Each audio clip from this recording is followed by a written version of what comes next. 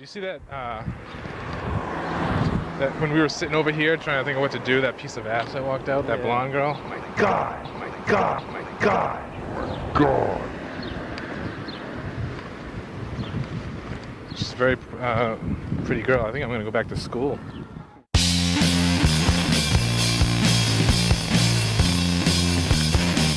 You wouldn't want someone in the World Wrestling Federation that actually can put acid in seats for the first time in a long time. Oh, Lord!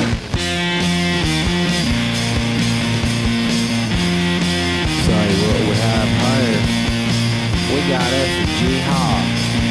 G-Hawk. Leaders stayed up all night. 6 a.m. we lost the fight. He sailed some mightier seas. Now he's easy to please.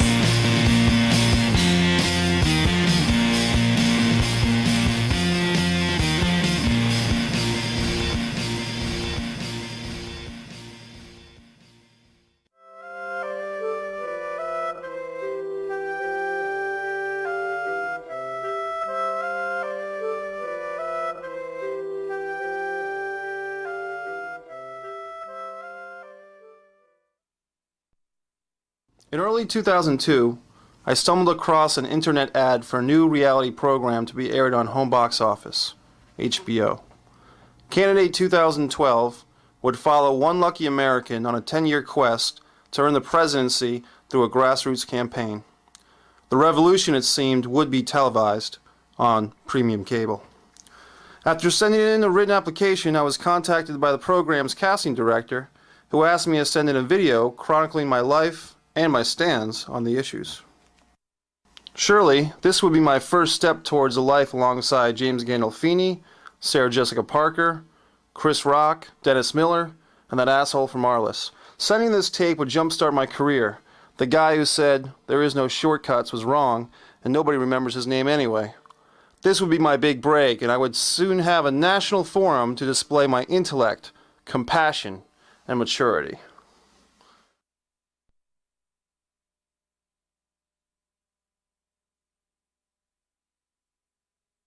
This is the big news.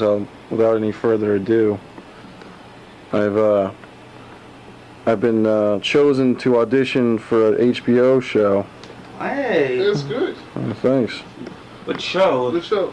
Candidate 2012 in Los Angeles.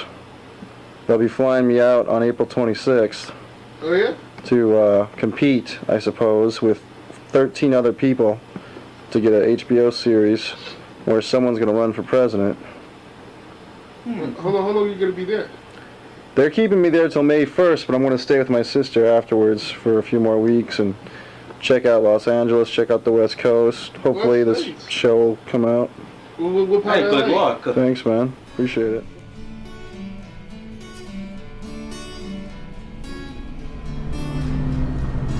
Come on.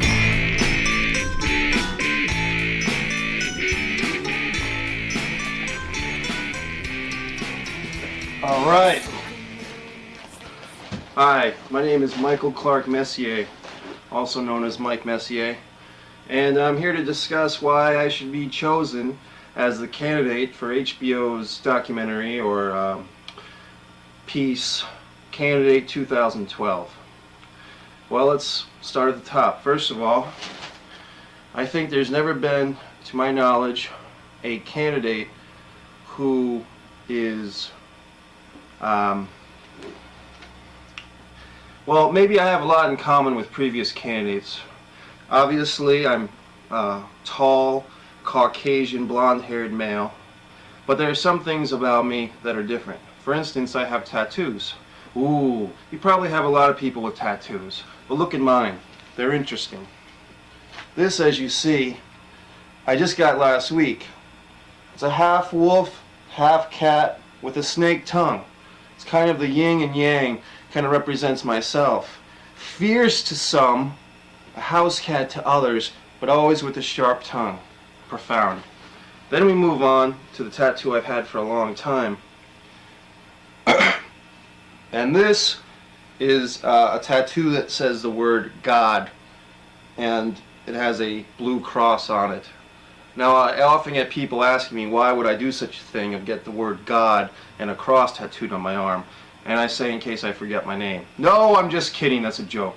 But I think a lot of politicians claim to have a belief in God, and then they sleep with a secretary or an intern, or they get involved in some type of thing. You know, so why else should I run for president? I think that this experiment it can best serve to provoke the country. And I would like people to see me on television and say, you know, if this guy's running for president, then I should run for president.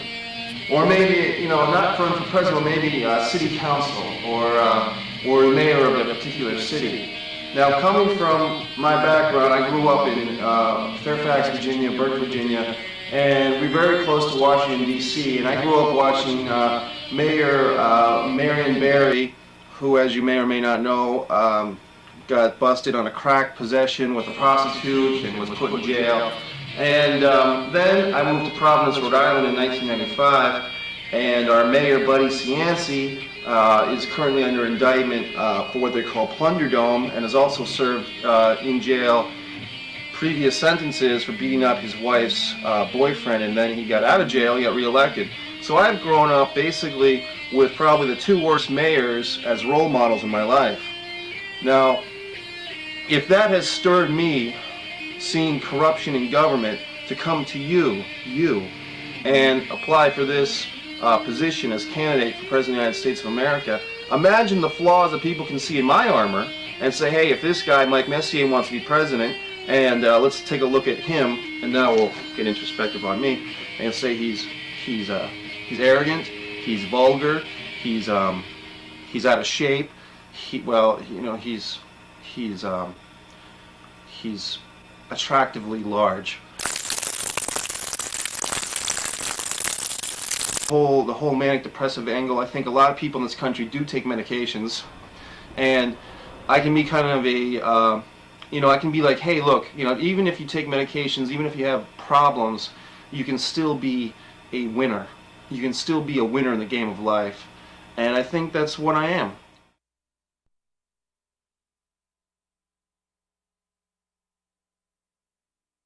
Nice to meet you. I'm Lenny. How are you? Lenny Schwartz. Okay. My friend Mike Messier here sent in a tape to HBO for a new documentary reality type show they're doing called Campaign 2012.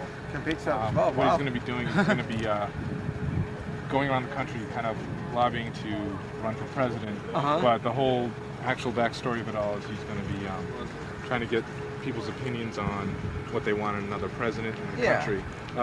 Thousands of people sent the tapes in. He is one of 14 finalists. Are you serious? So, congratulations. So what we got to do is we got to send this tape in, get you to sign your name, the town you live in, your email address. Okay, sure.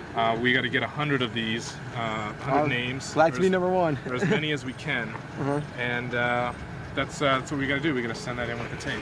What's that mean? Everyone's excited because they have no hands.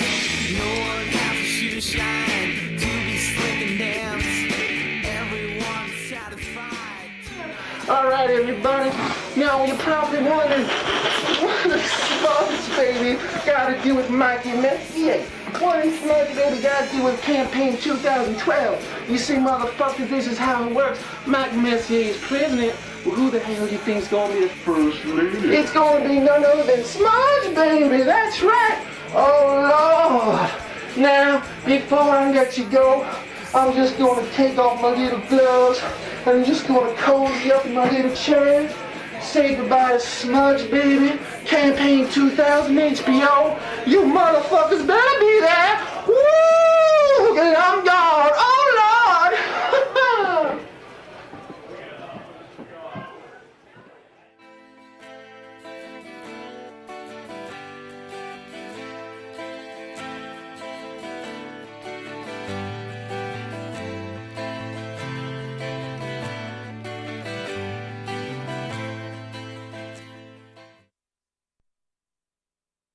A Upon returning to Rhode Island, I was saddened to learn that I would not be hired by Vince McMahon and the World Wrestling Entertainment as a creative writer. Angered, I sent in an audition tape for their new reality television program, Tough Enough 3, which airs on MTV. What is this? What is this? I'll tell you what it is. It's my rejection notice from the World Wrestling Federation. My letter of rejection saying, thank you, but no thank you, for my storyline that I wrote, trying to be a writer for the Wrestling Federation known as the WWF. But we're not here to talk about that right now. You see, just as one door has been closed, one door has been shut on me, I'm going to kick down another door for the World Wrestling Federation. You see, I guess you don't want a new puppet master. I guess everyone's happy with the puppet master of Vince McMahon. They're happy with the way things are, the status quo, the slight decline in the ratings, the circular and the secular motions of sports entertainment. I guess that's fine, isn't it? You wouldn't want to blow the roof off this thing. You wouldn't want to compete with the NFL, Major League Baseball, the National Basketball Association, HBO. You wouldn't want that to happen now, would you? You wouldn't want someone in the World Wrestling Federation that actually could put asses in seats for the first time in a long time. Not someone who needs a catchphrase, take the people's elbow, the people's rock, or the people's anything. You might want someone with a little originality, wouldn't you? You'd think you would want that, wouldn't you? Oh yeah, now you want me to do a little puppet show. Now you want me to lift a few weights. Well, you see, I'm not going to lift a few weights. I'm not going to do a few jumping jacks. I'm not going to do a few squat thrusts for anyone. You see, when you're looking into my eyes, you're looking into the eyes of someone who knows better. I speak to the gods. I walk in the footsteps of Brody, Andre, Adonis, and the Von Erichs, and I'm here to reclaim wrestling. I'm here to make wrestling what it should have been all along. And that's something beyond sports entertainment, World Wrestling Entertainment. That's something beyond that. Oh, you want to tell old Danny Boy Flanahan that he's vanilla and he's boring. Is that right, Alvin? Alvin Snow? Mr. Centaur? Mr. Head? Well, you know something, Alvin? Let me tell you something, Mr. Snow. Let me ask you something. Do you think that you're that interesting? Do you think Bob Holly's that interesting? Chavo Guerrero Jr. is that interesting? I don't think they're that interesting. No offense, Mr. World Wrestling Entertainment Superstar, but I think Danny Boy, with his boringness, was a little more entertaining than you. Oh, you want to know if I'm a little erratic? A little psycho? Well, you see something? I think the sport needs someone who can say something a little psycho. I think the sport needs someone who can say something a little interesting, exciting, entertainment. Oh, okay.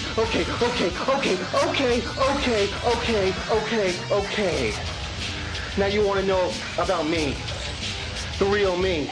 You want to talk to me. You want to know me. You want to know me. Who am I? Who am I? Who am I? Who am I? Who am I? My name is Michael Carr Messier. I've wrestled as Smudge Baby. I've wrestled as Mad Dog Mike Messier. But now I'm here. Now I'm here trying to make something of myself. I'm here trying to make something of myself. Oh, I don't want to break the policy, so here's 5 minutes of entertainment, of exercise, okay? Here's my finger.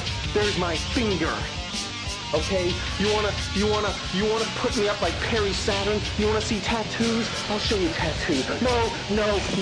Let's save something, okay? Let's save something for when something's gonna happen. You want to take my storylines and send them back to me? You want to tell me that Stephanie McMahon is a better writer than me? No, Stephanie McMahon was born into this business.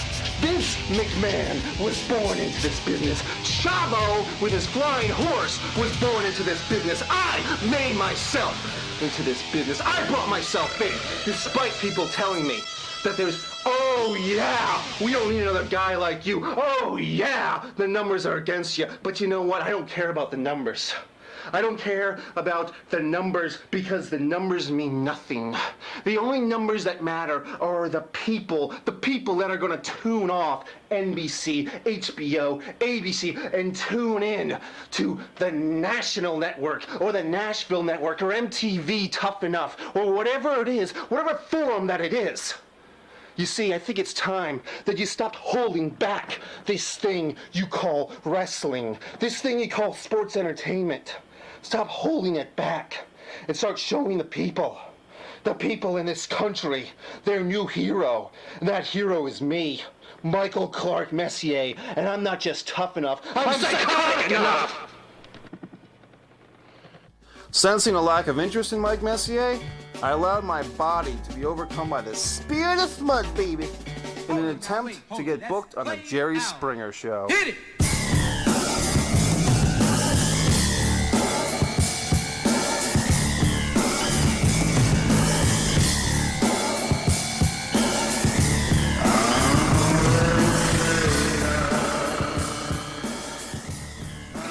Yo, I'm Smart Baby, Ball Tony. I've been a big fan of yours for a long time. Matter of fact, I always saw that Balls Mahoney joined the New World Order. You could have been Blue Balls Mahoney. Put that on me, please. Right off the hill, I'm gonna throw you off. I am not talking to someone. Smudge! I said smudge! I said sweet motherfucking smudge! I got an appetite for wrestling. Now he's a bitch in handcuffs. Oh Lord! Seems like everybody is very constipated in their emotional blockade. Are you ready to meet my little baby? That's all. Don't say no, sweetie. You're going to babysit the bitch in a few weeks. Her name is Lucy Leprosy. Because she keeps falling to pieces. Oh, no. You can't run straight. I was a little impotent just like that. Now, Lucy, it's time that you found out, little girl. Oh, this is my little girl. My name is the lovely Smudge Baby. And I'm from beautiful Providence, Rhode Island. Oh, Lord. But you understand, you're here right in time, just in time for the lovely Smudge Baby to tell his little daughter, the lovely Lucy Leprosy. You see, she was born without a leg, oh Lord, and without an arm. You see, they say that if you look deep inside a Smudge Baby, they can find those missing parts. But you see, little Lucy Leprosy, I got some good news, you see, because we're soon going to see your daddy. Your daddy's a TV star. Your daddy's a big famous celebrity. Oh Lord, your daddy's in Chicago, Lucy Leprosy. That's right, oh Lord, it's the ringmaster himself. Jerry Springer's your daddy, little girl. Oh, my little girl needs a hug. My little girl's never met a big daddy, Jerry Springer, before, but she's gonna meet him. Now I'm gonna tell you, Jerry Springer, you better start paying the alimony. You better start paying the child support for little Lucy Leprosy, because baby, even though she's half a little girl, she's still got a full appetite. But I tell you what I got an appetite for. I got an appetite for wrestling. Woo! I want to come to sweet home Chicago, home of Michael Jordan, his beautiful slam dunk, and home of Dennis Rodman and his fine funk, and home of Jake and the Blues Brothers. Oh, that's right, the Blues Brothers, and home of the world famous Chicago Bulls and little Mikey Ditka. Oh Lord, and all those famous football players. Dick Butt Kiss. I love to kiss that butt. But I'm looking forward to Chicago, and I want to say this. I'm going to take on any of those little scallywaggy hankies in the audience, any of those little girls in Chicago that want to mess with the intergender wrestling champion of the universe, following the traditions of the wonderful Andy Kaufman. I'm gonna wrestle any of those little girls in Chicago in a little pool, a little plastic pool full of sweet honey from the bee and sliced bananas from the tree. That's what I'm gonna do. And after I beat those bikini clad little girls from Chicago, I'm gonna take on Big Studley Steve. That's who I'm gonna take on. And I'm gonna take on your little daddy, girl. I'm gonna take on the big JS himself. Now I'm gonna show you people that Smudge Baby means business. You're gonna see a little videotape highlight film of Smudge Baby's careers in wrestling. Woo! and entertaining the people of Rhode Island, because now it's time to come home to sweet home Chicago and Jerry Springer, because baby, when you were out to sea, you left your little men with me. You understand what the Smudge Baby's saying? In Chicago, I'm looking forward to bringing the Smudge Baby, ooh, and Lucy Leprosy home. All right, I'm out. Ooh, Lord, you know that's the truth.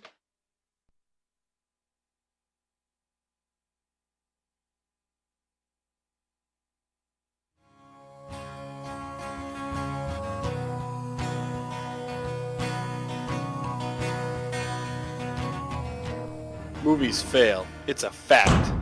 Other than the reasons Matt mentioned, sleep, alcohol, and watching other people's movies, here are a few of the more common reasons people fail to make their low or even micro-budget movie. Number 1. Put it off until tomorrow. More commonly known as wait until everything is ready, like money. Also, there's that great party, you'll miss out on it if you shoot your movie. Maybe your movie can wait another day. I mean, what's a day, right? Wrong. Number 2. Trust that your friends really want to help you just because they say they do.